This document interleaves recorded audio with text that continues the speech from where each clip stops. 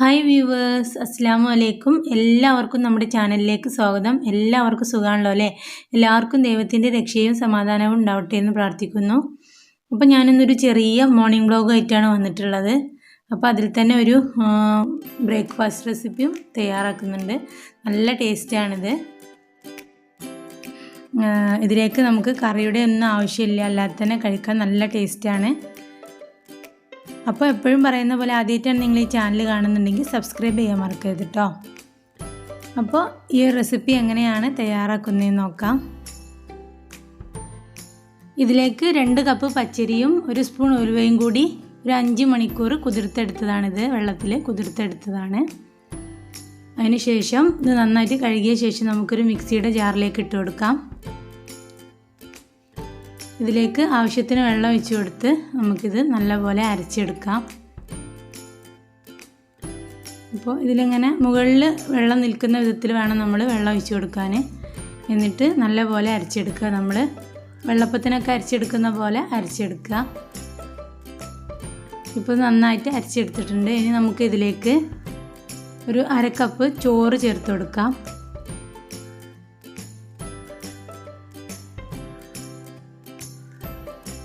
ഇനി ഒരു 1/2 കപ്പ് തേങ്ങ ചിരകിയത് ചേർത്ത് കൊടുക്കാം.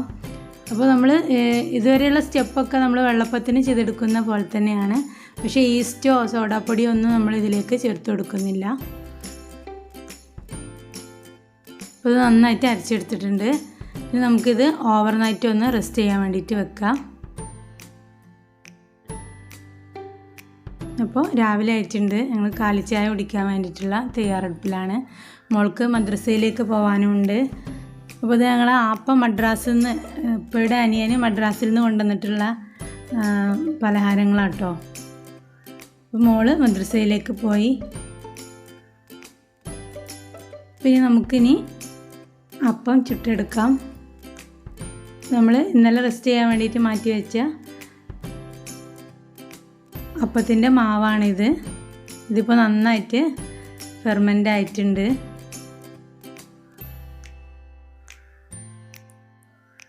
അപ്പോൾ മാവ് നമുക്കൊന്ന്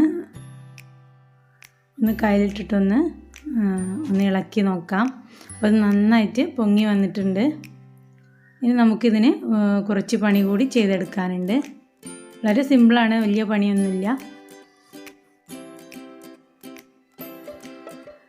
അപ്പോൾ ഇനി ഇതിലേക്ക് ഒരു പാൻ വെച്ച് കൊടുത്ത ശേഷം ഇതിലേക്ക് കുറച്ച് വെളിച്ചെണ്ണ ഒഴിച്ച് കൊടുത്തിട്ടുണ്ട്. 2 ടേബിൾ സ്പൂണ് വെളിച്ചെണ്ണ ഒഴിച്ച് കൊടുത്തു. ഇതിലേക്ക് ആദ്യം കുറച്ച് കടുക് ചേർത്ത് കൊടുത്തു. കടുക് പൊട്ടി വരുമ്പോൾ നമുക്ക് ഇതിലേക്ക് കുറച്ച് ചെറിയ ഉള്ളി അരിഞ്ഞു വെച്ചത് ചേർത്ത് കൊടുക്കാം.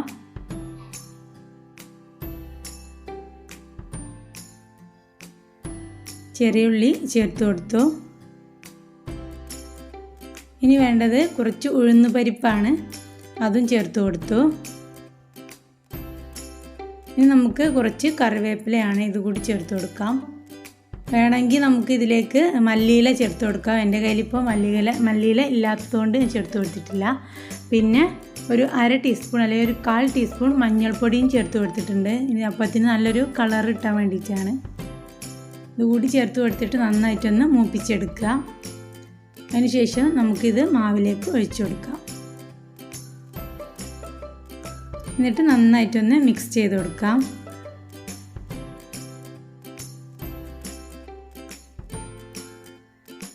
നമ്മൾ നന്നായിട്ട് മിക്സ് ചെയ്തെടുത്തിട്ടുണ്ട്. ഇനി നമുക്കിത് ചുട്ടെടുക്കാം. ഓരോ കയ്യിലായിട്ട് നമുക്കിത് ഒഴിച്ചു കൊടുക്കാം.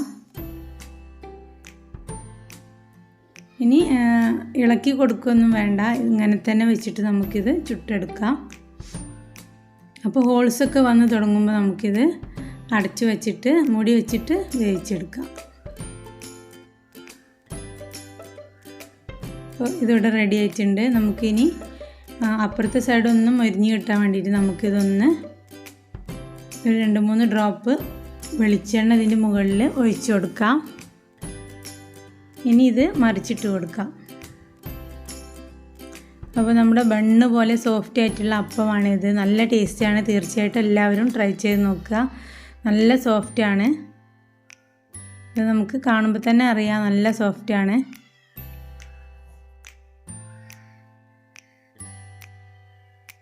അപ്പോൾ അടുത്തതും ഇതുപോലെ ചെയ്തെടുക്കാം. ഇങ്ങനെ മുഴുവൻ അപ്പോൾ നമുക്ക് ചുട്ടെടുക്കാം. ഞാനിതിന് മുകളിലൊരു ഗാർണിഷിങ്ങിന് വേണ്ടിയിട്ട് കുറച്ച് കറിവേപ്പില മുകളിൽ ഇട്ട് കൊടുത്തതായിരുന്നു. അപ്പോൾ നല്ല സോഫ്റ്റ് ആയിട്ടുള്ള അപ്പമാണ്. അപ്പോൾ മക്കളിവിടെ എണീറ്റിട്ടുണ്ട്, രണ്ടുപേരും, ചെറിയവർ രണ്ടുപേരും എണീറ്റിട്ടുണ്ട്.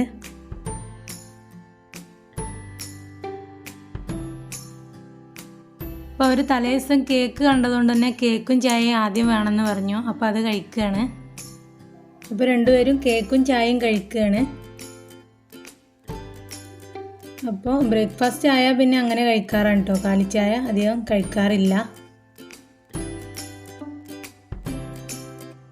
അപ്പോൾ ഞാനിതിലേക്ക് ഒരു ചട്നി തയ്യാറാക്കുന്നുണ്ട്. എൻ്റെ വലിയ മോൻക്ക് എന്തെങ്കിലും ഒരു കറി വേണം. അപ്പോൾ കറിയായിട്ടല്ല, ഒരു ചട്നി പോലെ ഉണ്ടാക്കാമെന്ന് വിചാരിച്ചു.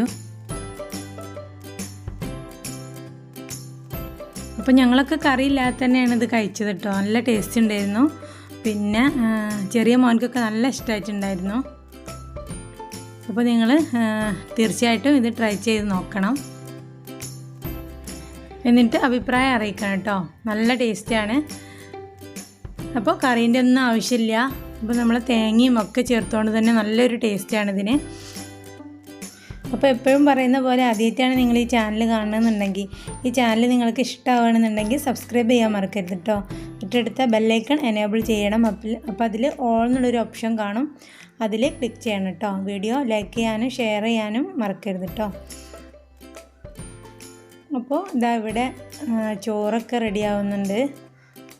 ചോറ് വെള്ളമൊക്കെ തിളച്ച് അരി ഇട്ട് കൊടുത്തിട്ടുണ്ട്. ഇപ്പോൾ നല്ലപോലെ തിളക്കുന്നുണ്ട്. നമുക്കിന്ന് ചെറിയ കുറച്ച് പണികൾ കൂടി ഉണ്ട്. കാരണം മല്ലി, മുളക്, മഞ്ഞൾ ഒക്കെ കൊണ്ടുവന്നിട്ടുണ്ടായിരുന്നു. അപ്പോൾ അതൊക്കെ ഒന്ന് കഴുകിയിട്ട് വെയിലത്ത് ഇട്ട് കൊടുത്തിരുന്നു. 2 ദിവസം വെയിൽ കൊള്ളിക്കാമെന്ന് വിചാരിച്ചു. അപ്പോൾ ഇന്നലെ ഒരു ദിവസം ഇട്ടിരുന്നു. അപ്പോൾ ഇന്നുകൂടി വെയിലത്ത് ഇട്ട് കൊടുക്കാമെന്ന് വിചാരിച്ചു. മുളക് 2 ദിവസമെങ്കിലും മിനിമം ഇട്ട് കൊടുക്കേണ്ടി വരും. നമ്മൾ കഴുകിയെടുക്കുന്നതുകൊണ്ട് തന്നെ പെട്ടെന്ന് ഉണങ്ങി കിട്ടില്ല. അപ്പോൾ 2 ദിവസം വെയിൽ കൊള്ളിച്ചിരുന്നു. എന്നിട്ട് ചെറുതായിട്ടൊന്ന് വറുത്തിട്ടാണ് മുളകും മല്ലിയൊക്കെ കൊടുത്തയക്കുന്നത്. അപ്പോൾ ഇങ്ങനെ ചെയ്തെടുത്താൽ നമുക്ക് ഒരു ആത്മവിശ്വാസത്തോടെ ഇത് കഴിക്കാം. കാരണം നമ്മൾ തന്നെ കഴുകി ഉണക്കി ഒക്കെ പൊടിക്കാൻ കൊടുത്തയക്കുന്നതാണല്ലോ. അപ്പോൾ മല്ലി കഴുകി ഒരു ദിവസം ഉണങ്ങിയിരുന്നു, പിറ്റേ ദിവസം ഒന്ന് ഇതൊരു ദിവസം മാത്രമാണ് ഉണക്കിയിട്ടുള്ളത്. അപ്പോൾ പിറ്റേ ദിവസം മില്ലിലേക്ക് പൊടിപ്പിക്കാൻ വേണ്ടിയിട്ട് കൊടുത്തയക്കുമ്പോൾ ജസ്റ്റ് ഒന്ന് വറുത്തെടുക്കുകയാണ്. അപ്പോൾ ഇങ്ങനെ ഒന്ന് വറുത്തെടുത്താൽ നമ്മളെ കറികൾക്കൊക്കെ നല്ലൊരു ടേസ്റ്റാണ്. അപ്പോൾ ഇതിൽ വലിയ ജീരകം വേണമെങ്കിൽ കറിവേപ്പില ഒക്കെ ചേർത്ത് കൊടുക്കാം, നല്ല ടേസ്റ്റാണ്. ഞാൻ കുറച്ച് വലിയ ജീരകം മാത്രമേ ചേർത്ത് കൊടുത്തിട്ടുള്ളൂ. ഇനി നല്ലപോലെ വറുത്തെടുത്തിട്ട് ചൂടാറിയ ശേഷം നമുക്ക് കവറിൽ കെട്ടിയിട്ട് പൊടിക്കാനായിട്ട് കൊടുത്തേക്കാം. അപ്പോൾ നമ്മുടെ മല്ലി ഇവിടെ റെഡി ആയിട്ടുണ്ട്.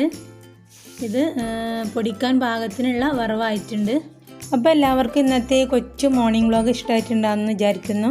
തീർച്ചയായിട്ടും വീഡിയോ ലൈക്ക് ചെയ്യാനും ഷെയർ ചെയ്യാനും സബ്സ്ക്രൈബ് ചെയ്യാനും മറക്കരുത് കേട്ടോ. തൊട്ടടുത്ത ബെല്ലൈക്കൺ എനേബിൾ ചെയ്യണം. അതിൽ ഓൾ എന്നുള്ള ഓപ്ഷൻ കാണും, അതിൽ ക്ലിക്ക് ചെയ്യണം കേട്ടോ. അപ്പോൾ അടുത്ത് തന്നെ നല്ലൊരു വീഡിയോയുമായിട്ട് കാണുന്നത് വരെ ബൈ.